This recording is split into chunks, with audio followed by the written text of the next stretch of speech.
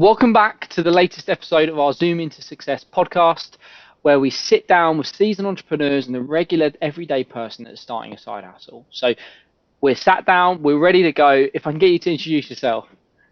Yeah, of course. So I'm Barbara Escolme. I'm a property investor and coach.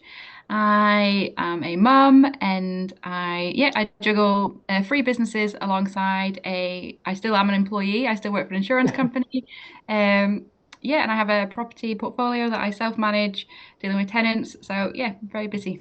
Oh, amazing, and thank you so much for coming on, Barbara. It's fantastic to connect, and what I always find interesting is hearing other people's backgrounds, and obviously I know quite a bit about yourself, but dealing with getting into property alongside a 9 to 5 is probably what a lot of people are doing because almost everybody starts at the same point of trying to find the time alongside their full-time job to sort of start a side hustle, right? So for you, what was some of the steps that you took to get out of or sort of do it alongside your 9 to 5? Because I imagine that can be quite tough at times, right? I mean, if you're still working, a full day, and then because I'm doing the same thing, so I get it.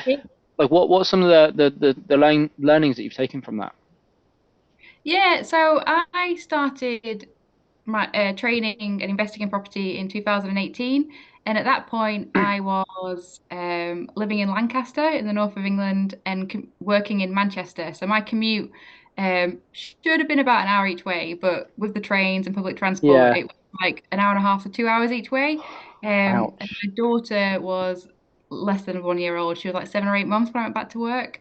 So I always feel like everyone starts investing in property. It was a pain point. It's something you're trying to fix. So for me, I started investing in property because I wanted time freedom. I wanted to be able to spend time with my daughter. Um, so yes, that's how I got started. And luckily with COVID, I suppose good thing about COVID was that my job now became remote. So I Yeah. don't do that commute anymore. So my pain's gone. But I'm still, I suppose, in that years I've like learned about property and the value that it's given my life. So I carry it on. But yeah, I've kind of got the golden handcuffs. It's a bit too the I 9 to 5. yeah, I know.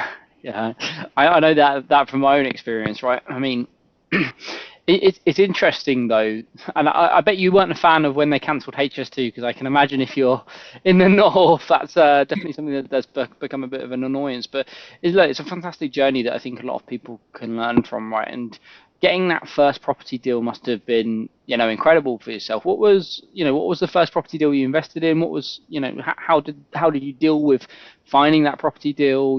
Either getting the investment yourself or self-funding. How did you find doing that alongside your 9 to 5? Yeah, so I think because I had the pain of my commute, I maximized that time. So when I was on the train, I was on it. Like I was Yeah, searching for a move, I was drafting landlord letters, I was reading my training materials, reading broader books about personal development, um, firing off emails, text messages. Like probably the most productive hours of my life was most productive you've ever been is on the train. I actually think that's quite a good point that people often overlook that the time, as much as look, if you work from home you don't have the commute, it's a lot easier to start a side hustle, but the time you spend commuting, if you're on a train and you're not driving, like there is a lot of work that you can actually be done to start a side hustle, right? Oh, totally. But even when you talk about driving, I have to say, my kids laugh at me because I listen to podcasts and I listen to them Okay. at 1.5 times speed.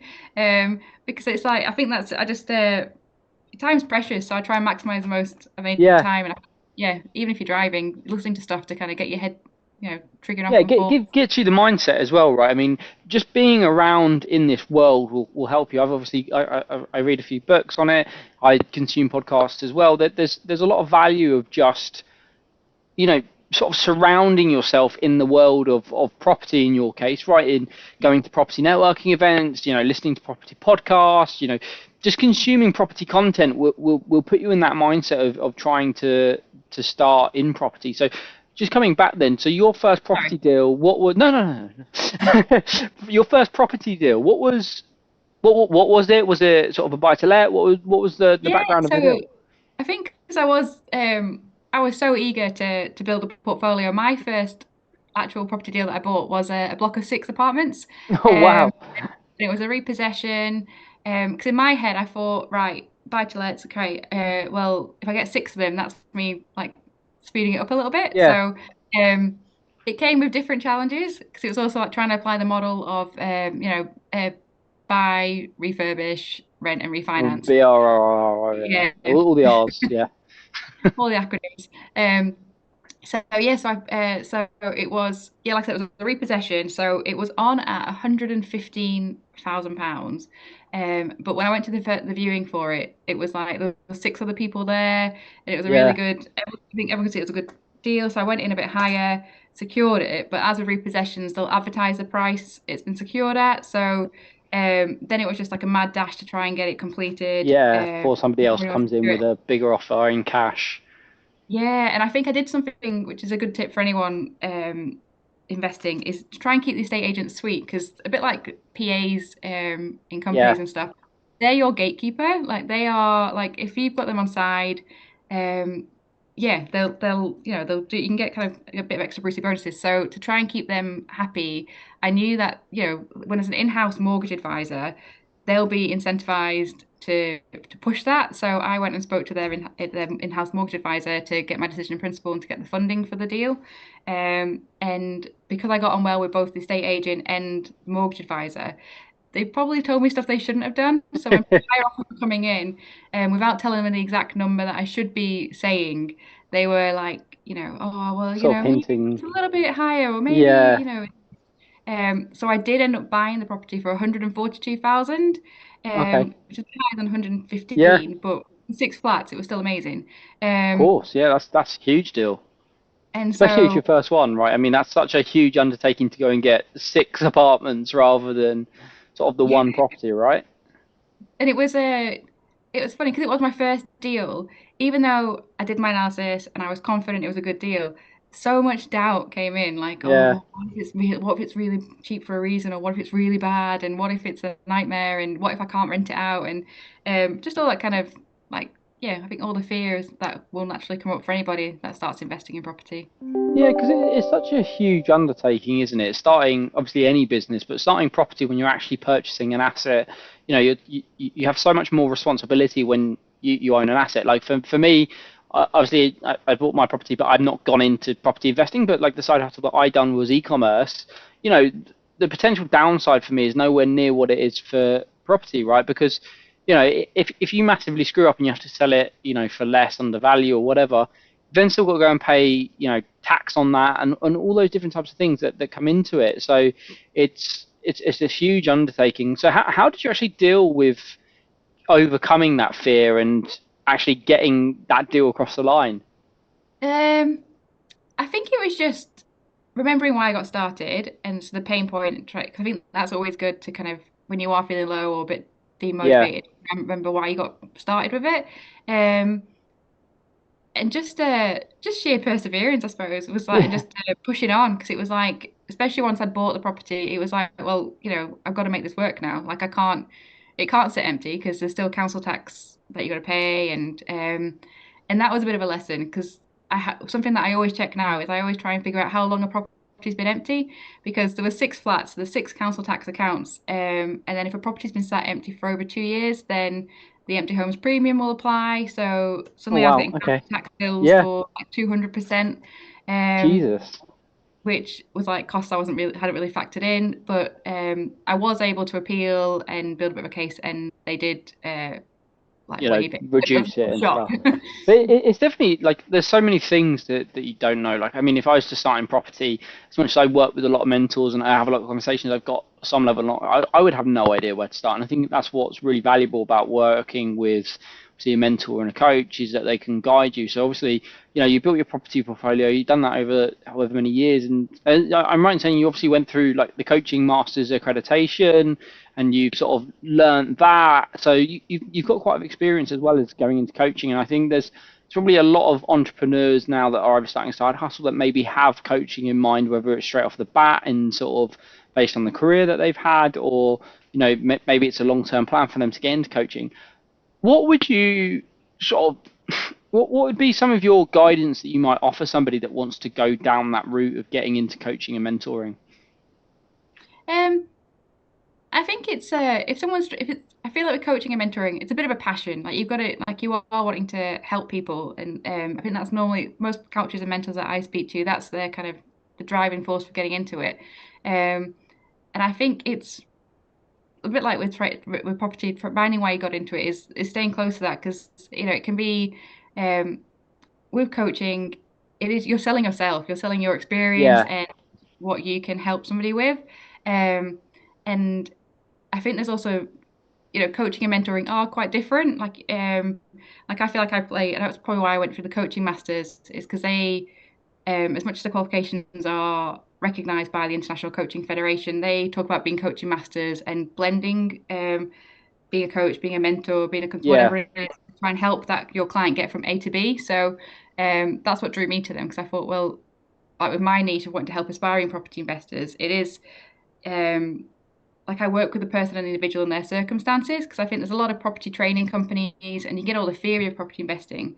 And I've seen people spend thousands of pounds on the training and the courses and then not do anything with it because I think it is you yeah, can have all the knowledge, but it's having being able to understand and relate and apply that to your circumstances because everyone has different starting points, whether it's time, experience, resources. So um, that's why I went to coaching was I felt there was I wanted to kind of help support people to actually get to whatever it was yeah, that they wanted for property. And so I think with anyone wanting to get into coaching or mentoring, knowing why you want to do it and make sure that that's a big enough passion for you because um, a lot of the a lot of coaches I've met, and they've got some kind of really beautiful niches, but helping people with like really traumatic experiences and overcoming stuff. And I always think, gosh, that must be quite hard to deal with on a day-to-day basis. So, um, yeah, I think it's being aware of your own strength and why you want to help somebody else get to yeah, where they 100% right. I think it comes down, definitely comes down to passion for the most part. Unfortunately, there are people out there that will just sort of coach and mentor without delivering a service and just take money. And that's obviously why we built our platform, right? Is to protect people from that. And everyone that we speak to that is actually legitimate, there is a level of passion in it, right? I mean, as much as you charge for your service as you should, it's not coming from a place of pure greed, right? It's coming from a place of giving back, enjoying working and networking with these people to sort of help them, go and sort of take that next step in their life, whether it's, going into property, going into e-commerce, going into whatever it is in the side hustle that they want to start. So it's amazing to hear that obviously it's driven by passion. You've got all this wealth of experience as well. I think obviously property has probably, I've spoken to a lot of property entrepreneurs over the last year, and obviously it's probably been quite tough. I think we were saying before off air, right? You bought your first property just before the financial crisis happened. So, what are some of the things that maybe you've learned now, having gone through, financial crisis when you bought your first property, uh, now having gone through all the stuff that we've been through in the last couple of years, where you had the massive spike in house prices during COVID, the last year, 18 months or so, with the continued rate of sort of interest rates going up. How have you dealt with a lot of that in terms of trying to build your property portfolio? Because I imagine obviously a lot of the people that are going to be listening to this are obviously now looking to get into property or looking to scale their property business.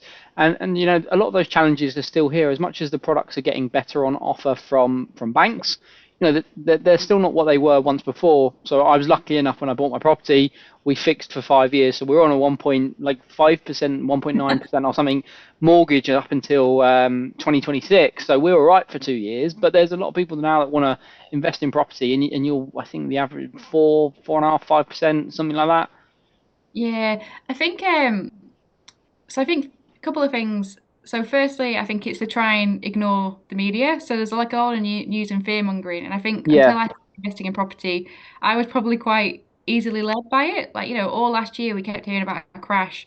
And I think even like, at the start of COVID, I remember I got a down valuation and the surveyor wrote, oh, because they were expecting property prices to drop because of yeah, COVID. And it's like, well, that didn't happen. People being stuck in their houses. If anything, the opposite did happen. So I think it's um, and also not getting too drawn into whether prices are dropping or rising because it's a house price drop is only an issue if you need to sell. If you're buying for the yeah. long term, which I recommend most people are doing, unless you're doing a flip strategy, then you ride it out because history has shown that property prices do rise Always over tend to time. increase, right? I mean, it's definitely one of those things where I think people do get bogged down too much in the news and think it also comes down to the point of them being able to give themselves an excuse to not start the business, I think. And it's Yeah. not obviously just property.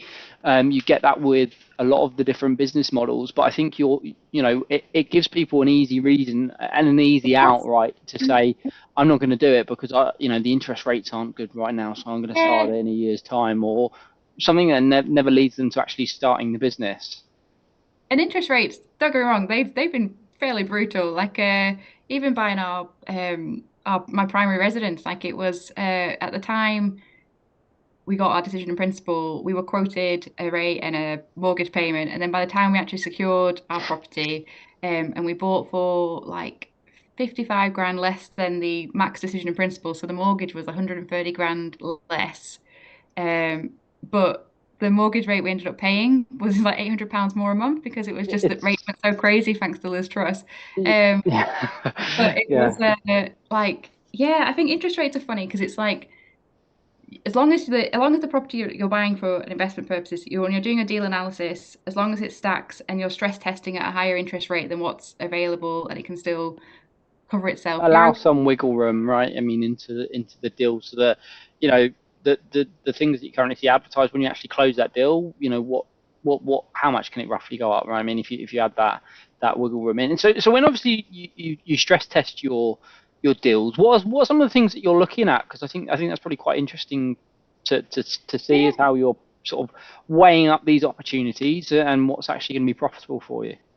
Yeah, so historically I was, stress testing running it as interest rates on an interest only mortgage at 6 or 7%. Currently I'm looking I'm stress testing at 8%, because rates have gone down a little bit. And it's trying to factor in voids, so thinking, well, rather than looking at the annual rent for 12 months, I might factor it in, but I'll factor it in for 10 months, and making sure that when I'm looking at cash flow, I'm factoring in management and a maintenance portion. And if it's still profitable, then I'll proceed. If it's not, then it's either rethinking the strategy or renegotiating on the price. Yeah. Well, look, I think that's extremely useful, and it's definitely something that people should be looking to do, right? Is try it with different interest rates and make sure at what point you can say no, that's not going to weigh up for me. And obviously, it sounds like it's exactly what you're doing. So the last thing I'm going to ask you, and it's one thing that we've been asking every single guest that we've been having on, right? If you were to lose, all the money, all the connections that you've made, but you still had the knowledge of, your experience of how you've built your property business, what would sort of be your first steps to get back to where you are? Um, it'd just be going back and doing the basics. It'd be going Yeah. out, going to the streets, like looking out, seeing what's there, trying to make the connections again. Um, going to networking events, going to business events, trying to find private investors to help build it back. It would just be, yeah, I think once you've got the knowledge, you don't lose it. And as long as you've still got the passion and you still enjoy it, then just keep going. Amazing. Well, look, Barbara, thank you so much for coming on our podcast. There was so much value and knowledge in there that hopefully people can take that away and start their property business and go on to zoom into success.